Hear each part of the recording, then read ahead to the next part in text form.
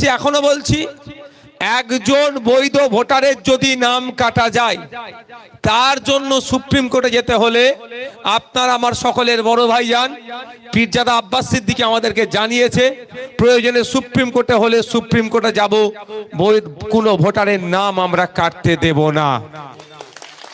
ভয় পাওয়ার দরকার না। 16 তারিখে খসড়া লিস্ট পাবলিশ হবে।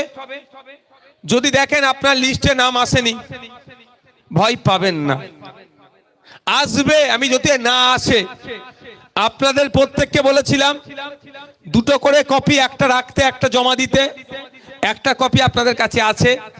সরাসরি বিধায়ক হিসাবে আমার সাথে আপনারা যোগাযোগ করতে পারেন, বা এখানে আমাদের যারা প্রতিনিধি আছে তাদের সাথে আপনি যোগাযোগ করে তাদের মাধ্যম দিয়ে আমাদের কাছেও পাঠাতে পারেন। আমরা বন্দোবস্ত করব এর পরবর্তী পদক্ষেপ কি হবে। হয়তো আপনার নামে নোটিশ এসেছে, আপনাকে কাগজ সাবমিট করতে হবে, এতে ভয় পাবেন না।